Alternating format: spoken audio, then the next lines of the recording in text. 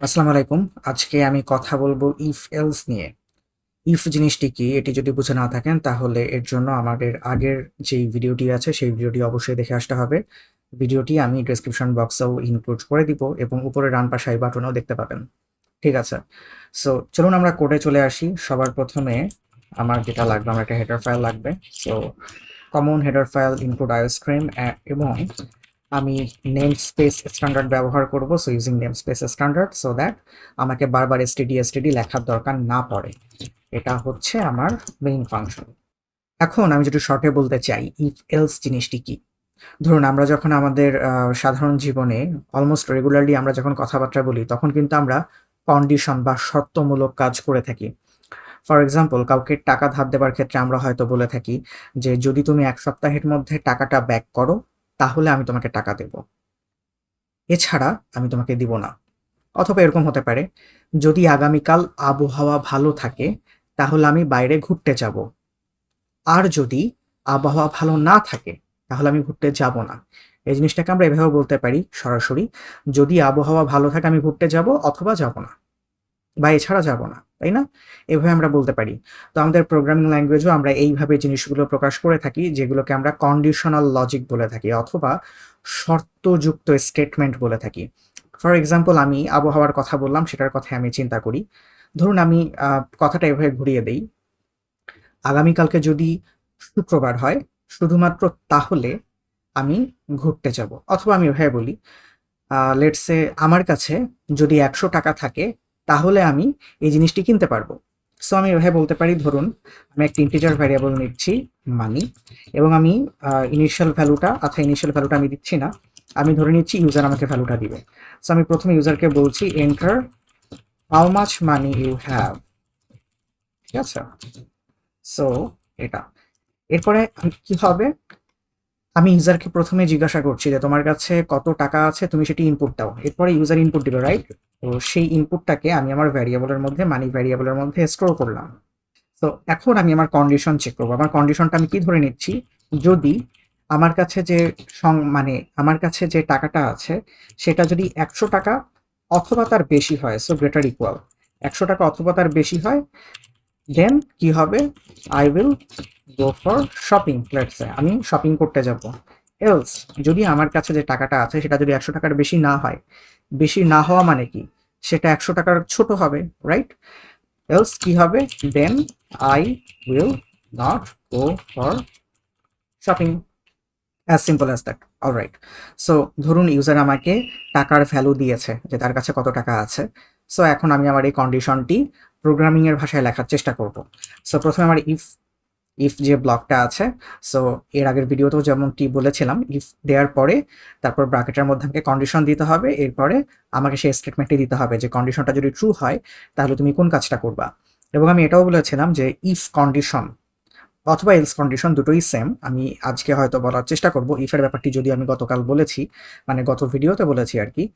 যদি এমন হয় যে ইফের কন্ডিশনের কারণে আমার যেই কাজটি করতে হবে সেই কাজটি শুধুমাত্র একটা স্টেটমেন্টেই লিখে ফেলা সম্ভব, তাহলে কিন্তু আমার স্পেসিফিক্যালি এই ব্র্যাকেটের দরকার হচ্ছে না। কিন্তু যদি আমি মনে করি যে না, একাধিক লাইন লাগতে পারে, যে আমি চাইছি, সাপোজ আমি চাইছি যে এই কন্ডিশনটা যদি ট্রু হয় তাহলে একাধিক স্টেটমেন্টের কাজটাকে করতে হবে, শুধুমাত্র তখন আমি এই ডাবল ব্র্যাকেট দিতে পারি, মানে দেওয়া হয় আর কি, দিতে হবে। আর আপনি যদি একটু খুঁতখুঁতে হয়ে থাকেন তাহলে অলওয়েজ ডাবল এই ব্র্যাকেট দিতে পারেন, কোনো সমস্যা নাই। ঠিক আছে। সো এখন আমি আমার কন্ডিশনটি লিখে দিচ্ছি। কন্ডিশনটি কি ছিল, যদি মানির পরিমাণ মানে টাকার পরিমাণ 100 টাকা অথবা তার বেশি হয় তখন আমি কি করব, আমি শপিং এ যাব। সো আমি কনসোল আউটে বলে দিচ্ছি I will go for shopping. ঠিক আছে। এরপরে একটি নতুন লাইন দিচ্ছি। এখন আমার কাছে যেই মানি আছে সেটা 100 টাকা অথবা তার বেশি হলে কি করতে হবে বা আমি কি করব সেটা আমি তাকে বলে দিয়েছি। কিন্তু যদি 100 টাকার কম হয় তাহলে কি করতে হবে বা আমি কি করব সেটা তো এখনো বলি নাই, তাই না? তো সেই জিনিসটি বলবো আমি এলস দিয়ে, যেমনটি আগে বলছিলাম। এটা না হলে কি হবে সেটা বলার জন্য আমরা এলস ব্যবহার করি, সেরকম। সো একটা কথা মনে রাখতে হবে, ইফ ছাড়া কিন্তু কখনো এলস হতে পারে না, এবং এলস হয় ইফের পরে, ইফের আগে কখনোই এলস হতে পারে না। ঠিক আছে। কারণ এলস মানে কি, এলসটা তখনই কাজ করবে যদি ইফ ব্লকের মধ্যে যে কন্ডিশনটা দেয়া আছে সেটা যদি ফলস হয়। ইফ ব্লকের মধ্যে যে কন্ডিশনটি দেয়া আছে সেটা যদি ট্রু হয়ে যায় তাহলে কিন্তু এলস ব্লক কখনোই কাজ করবে না। এলস শুধুমাত্র তখনই কাজ করে যদি ইফ ব্লকের কন্ডিশনটাই ফলস হয়। এই কারণে ইফের আগে কখনোই এলস আসতে পারবে না, কারণ ইফ যদি না থাকে এলস কিভাবে ডিটারমাইন করবে ইফের কন্ডিশনটি ট্রু আছে নাকি ফলস আছে যদি ইফই না থাকে। এই জন্য ইফ ছাড়া এলস আসতে পারে না এবং এলস ইফের আগে হবে না, মানে এক ধরনের কন্ডিশনের জন্য আর কি। আমরা যখন মাল্টিপল ইফ এলস ব্লক নিয়ে কাজ করব তখন আমি এই জিনিসটা আরো ক্লিয়ার করার চেষ্টা করব যে আমি আসলে স্পেসিফিক্যালি কোন জিনিসটি বলতে চাইছি। ঠিক আছে, সো ধরুন আমি বলে দিচ্ছি যদি না হয়, মানে আমার কাছে যে পানিটা আছে সেটা যদি 100 টাকার কম হয় তাহলে I will not go for shopping. Simple. এখানে যদি আমি চাইতাম যে এলস ব্লকে মাল্টিপল স্টেটমেন্ট কাজ করবে তাহলে আমি এখানে ব্র্যাকেট দিতে পারতাম, যেহেতু আমার একটা সিঙ্গেল স্টেটমেন্ট আছে তাই আমি কোনো ব্র্যাকেট দিই নাই। কিন্তু আপনাদের যদি মনে রাখতে কষ্ট হয় আপনারা যে কাজটি করতে পারেন সিম্পল, এই ডাবল ব্র্যাকেট এখানেও দিয়ে দিতে পারবেন, কোনো সমস্যা নাই। ঠিক আছে, পরে ভিএস কোডের একটা সুবিধা হচ্ছে, ধরুন আমার এটা এরকম উল্টাপাল্টা আছে, আমি রাইট বাটন ক্লিক করে ফরম্যাট ডকুমেন্টে ক্লিক করলে এটাকে সে সুন্দর মতো করে সাজিয়ে নেবে। এটার শর্টকাট হচ্ছে উইন্ডোজের জন্য শিফট অল্ট্রা এফ, যেটা আমি সবসময় ব্যবহার করি, আর ম্যাকের জন্য মোস্ট প্রবলি কমান্ড অল্ট্রা এফ অথবা অন্য কিছু, আমি আসলে শিওর না, আমি অনেকদিন ম্যাক ব্যবহার করছিলাম না তাই আমি এক্স্যাক্টলি বলতে পারছি না, বাট আপনারা ট্রাই করে দেখতে পারেন এবং আমাকে কমেন্ট বক্সে জানাতে পারেন। ঠিক আছে, সো আমি ফর এক্সাম্পল এখন আমি ফরম্যাট ডকুমেন্টে ক্লিক করা মাত্র দেখতে পাচ্ছেন সুন্দর করে সাজিয়ে নিয়েছে। আর এই ফাংশনটি কাজ করার জন্য আপনাদেরকে সি সি প্লাস প্লাস এর এক্সটেনশনগুলো ইনস্টল করে নিতে হবে। ঠিক আছে, অলরাইট। সো এখন আমি এটি রান করে দেখি। আমি রান করলাম, রান করা মাত্র আমার কাছে জানতে চাইছে আমার কাছে কত টাকা আছে। ঠিক আছে, সো লেটস আমি বলছি আমার কাছে 200 টাকা আছে, so I will go for shopping. That's right, আমার কাছে 100 টাকার বেশি আছে, সো আমি শপিংয়ে যাব। কিন্তু ধরুন এখন আমি এটা একটু উঁচু করে দিই, আমার কাছে কত টাকা আছে, ধরুন আমার কাছে 20 টাকা আছে, so I will not go for shopping. আমার কাছে তো 100 টাকার চেয়ে কম আছে, সো আমি শপিংয়ে যেতে পারবো না, রাইট? সো এইভাবে ইফ এলস কন্ডিশনটি কাজ করে। এখন এখানে আরেকটি ব্যাপার আছে, আপনাদের মনে হতে পারে যে আমি কন্ডিশনটা কেন এরকম দিচ্ছি। ফর এক্সাম্পল জাস্ট শুধুমাত্র আমি দুটি সিনারিও চিন্তা করতে পারছি।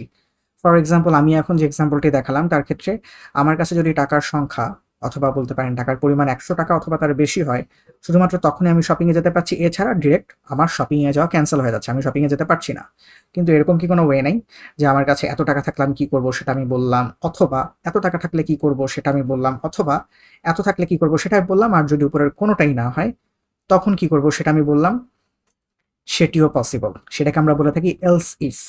এলস ইফ নিয়ে আমি আজকের ভিডিওতে কথা বলবো না, বাট এর ঠিক পরবর্তী ভিডিওতে আমি ইফ এলস ইফ এবং এলস নিয়ে কথাবার্তা বলবো ইনশাল্লাহ। So that's it, see you in another video.